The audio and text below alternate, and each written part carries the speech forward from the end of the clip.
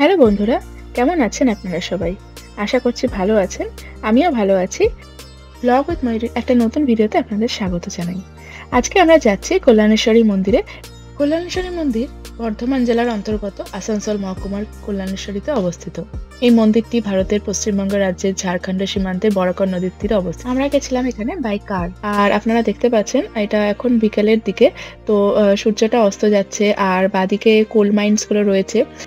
আর আপনারা যদি ট্রেনে করে আসেন সেক্ষেত্রে আপনাদেরকে বরাকর বা কুলটিতে নামতে হবে স্টেশনে। নেমে ওখান থেকে অটো করে ১০-১৫ মিনিটের মধ্যে আপনারা পৌঁছে যাবেন এই মন্দিরে।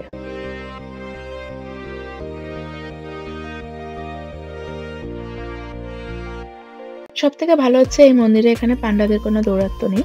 তাই মন্দির গেট দিয়ে ঢুকেই আপনারা যেকোনো দোকান থেকে ডালার সামগ্রী কিনে আপনারা ঢুকে যেতে পারেন পুজো দিতে। আর মন্দিরের বাইরে স্বল্প মূল্যেই গাড়ি পার্কিং করার ব্যবস্থা রয়েছে। তো যারা গাড়ি নিয়ে আসবেন তাদের কোনো অসুবিধা হবে না। তো দেখুন আমরা এই দোকান থেকে ডালার সামগ্রী কিনে নিলাম। এখানেও জুতো রাখতে পারেন বা মন্দিরের বাইরেও জুতো রাখার জায়গা আছে। সেখানে আপনাদের সুবিধা ওভাবে রেখে আপনারা ঢুকে যেতে পারেন মন্দিরের দিকে। বিভিন্ন ধরনের জিনিস এখানে পাওয়া যায় অনেক স্বল্প মূল্যে। তো আপনারা এখান থেকে কিছু কিনতেই পারেন। মন্দিরটি সাধারণত সকাল ৬টা থেকে রাত ৮টা অবধি খোলা থাকে। কল্যাণেশ্বরী মন্দিরটি দেবী কালীর এক রূপ, দেবী কল্যাণেশ্বরীকে উৎসর্গীকৃত।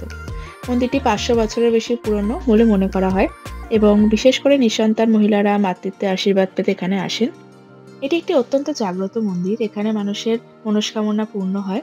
একটি গাছ আছে, ওই গাছটিতে মানুষ মানত করে থাকেন ধাগা বেঁধে। আর সেই মনস্কামনা পূরণ হলে তখন সেই ধাগাটা খুলে নেওয়া হয়। সেই গাছটাই আমি আপনাদেরকে দেখাবো। তো চলুন এবার মন্দিরে ঢুকে পড়া যাক। শনি মঙ্গলবার করে এই মন্দিরটাতে খুব ভিড় হয়। আর আজকে শনিবার আমরা এসেছিলাম, যেহেতু বিকেলের দিকে এসেছিলাম ওই জন্য একদমই ভিড় ছিল না আর লাইনেও দাঁড়াতে হয়নি। যখনই বরাকরে আসি আমরা এই মন্দিরে অবশ্যই আসি পুজো দিতে। আগেও এসেছিলাম, এবারও আসলাম পুজো দিতে। খুব ভালো লাগে এই মন্দিরের পরিবেশটা এবং পেছনে একটি ছোট্ট ঝর্ণা আছে, সবই দেখাবো। মন্দির চত্বরটা অনেকটাই বড়। এখানে দেখুন একটা মন্দির আছে ছোট্ট।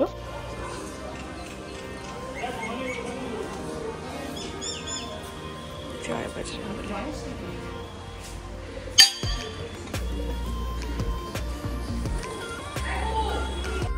আর মন্দির প্রাঙ্গণে একটি বলি দেওয়ার জায়গাও আছে। এই দেখুন আমি দেখিয়ে দিচ্ছি।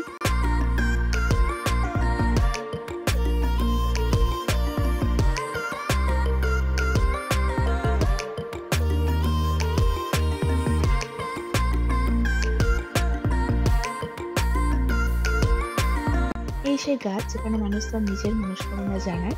এই দেখুন অনেক ধাগা বাঁধা আছে।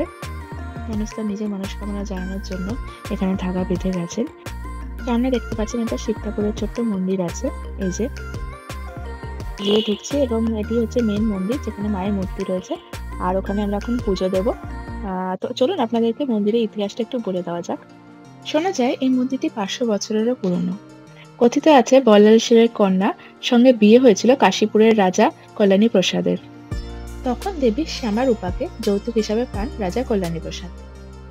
কিন্তু বিয়ে করে বাড়ি ফেরার সময় গভীর জঙ্গলে রাস্তা হারিয়ে ফেলেন কল্যাণী প্রসাদ এবং তার স্ত্রী। তখন শ্যামারূপাকে গাছের নিচে রেখে পথ খুঁজতে থাকেন রাজা।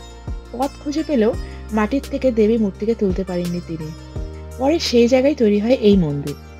রাজা কল্যাণী প্রসাদের নাম অনুসারে এই মন্দিরের নাম হয় কল্যাণেশ্বরী মন্দির। লোকশ্রুতি অনুসারে প্রথমে সবিনপুরে বিরাজমান ছিলেন এই কল্যাণেশ্বরী মাতা। সবনপুর এলাকার একটি মন্দিরের চিহ্নও রয়েছে এখানে। এই মন্দিরটিকে পুরনো কল্যাণেশ্বরী মন্দির বলা হয়। আসলে এই গ্রামের নাম ছিল স্বপ্নপুর, কিন্তু লোকমুখে প্রচলিত হতে হতে এই নামটা সবনপুর নামে পরিচিত হয়। শোনা যায় সবনপুরের চারিপাশে ছিল গ্রাম এবং সেখানে নাকি সারাদিন ধান থেকে চাল চিড়ে তৈরি করা হতো। আর ঢেকির আওয়াজে দেবী কল্যাণেশ্বরী বিরক্ত হয়ে কাশীপুরের রাজাকে স্বপ্নাদেশ দিয়ে বলেন একে অন্যত্র যাতে স্থানান্তরিত করা হয়। দেবীর স্বপ্নাদেশ পেয়ে রাজা তার নিকটবর্তী একটি জঙ্গলে দেবীর মন্দির স্থাপন করেন। পরে এই জঙ্গলকে ঘিরেই সিদ্ধপীঠ গড়ে ওঠে। আর এই মন্দিরই আজ কল্যাণেশ্বরী মন্দির নামে পরিচিত। আজও এখানে ছোট্ট একটা গুহার মধ্যে দেবীকে রাখা হয় আর বাইরে রাখা হয়েছে অষ্টধাতুর দক্ষিণাকালী মূর্তি। এই কালী মূর্তি মা কল্যাণেশ্বরী রূপে পূজিত হন। এখানে একটি শাখা মন্দির আছে যেটা আমি আপনাদেরকে এখন দেখাবো। আর সেই মন্দিরের পূজারীর মুখ থেকে শুনলাম এখানকার ইতিহাস। এই মন্দিরের ভিতরে মায়ের পায়ের চিহ্ন রয়েছে। তো চলুন আপনাদেরকে দেখাবো। শোনা যায় একবার নাকি এক শাঁখারি সারাদিন চারিদিকে ঘোরার পরেও তার শাখা বিক্রি করতে না পেরে দেবীর মন্দিরের সামনে এসে দুঃখ প্রকাশ করছিলেন। তার দুঃখ দেখে দেবী বালিকা রূপে এসে তার কাছে 2 হাতে শাখা পড়ে নেন। তিনি সেই শাঁখারীকে জানান শবরপুর গ্রামে তার বাবার কাছে গিয়ে শাখার পয়সা নিয়ে যেতে। এই কথা শুনে দেবীর বলে যাওয়া শবরপুর গ্রাম নিবাসী ওই ব্যক্তির কাছে গিয়ে পৌঁছান শাঁখারী। তার কাছে সব ঘটনা শুনে ভদ্রলোক চমকে যান। তিনি বলেন, আমার তো কোনো কন্যা সন্তানই নেই, তাহলে আমার নাম করে কে শাখা পড়ল? এই প্রশ্নের উত্তর খুঁজতে শাঁখারীর সঙ্গে তিনি মন্দিরের দিকে রওনা হলেন। মন্দিরের সামনে গিয়ে ওই ব্যক্তি বলে ওঠেন, কোথায় আমার মেয়েকে তো আমি দেখতে পাচ্ছি না। শাঁখারী বলে ওঠেন, কোথায় গেল মা, তুমি একবার দেখা দাও। প্রচলিত কাহিনী অনুসারে তাদের ডাকে সাড়া দিয়ে দেবী কল্যাণেশ্বরী কন্যা রূপে পাথরের চূড়ার পেছনে ঘুরে বসে একটি হাত তুলে দেখিয়েছিলেন, যাতে শাখা পড়া ছিল। আর এই যে পুরোহিত মশাই আমাদের সেই পায়ের চিহ্নটাই দেখাচ্ছেন। কথিত আছে এখানে দেবী কল্যাণেশ্বরী নাকি এক দরিদ্র শাঁখারীর কাছ থেকে শাখা পড়েছিলেন। সেই মতো পুজো দিতে আসা গৃহবধূরা এখানে দেবীর উদ্দেশ্যে শাখা নিবেদন করেন। ভক্তদের বিশ্বাস দেবী খুবই জাগ্রত এবং সকল মনস্কামনা পূরণ করেন। এই মন্দির থেকে 10 মিনিটের মধ্যেই রয়েছে মাইথন ড্যাম। তো আমরা সেখানেও গেছিলাম। তো সেই ভিডিওটাও আমি আপনাদের সাথে খুব শিগগিরই শেয়ার করব। আর এই ভিডিওটা আপনাদের কেমন লাগলো অবশ্যই জানাবেন। ভালো লাগলে একটি লাইক ও সাবস্ক্রাইব করে দেবেন। আমরা এই মন্দিরে পুজো দিয়ে আমাদের যেহেতু গাড়ি বাইরে দাঁড়িয়ে ছিল, ওই গাড়ি নিয়ে আমরা চলে গেছিলাম মাইথন ড্যামে। ঘাঘরবুড়ি মন্দিরেও পুজো দিতে গেছিলাম আমরা। সেই ব্লগটাও আমি দেখিয়েছিলাম আগের ভিডিওতে। দেখে না থাকলে অবশ্যই দেখে নেবেন, লিংক দেওয়া আছে ডেসক্রিপশনে। আর পুরো ভিডিওটা দেখে অবশ্যই জানাবেন কেমন লাগলো। আর এরকম ভিডিও যদি আরও দেখতে চান তাহলে প্লিজ আমার চ্যানেলের সাথে যুক্ত থাকবেন আর কমেন্ট করে জানাবেন আপনাদের কেমন লাগলো। Thank you for watching.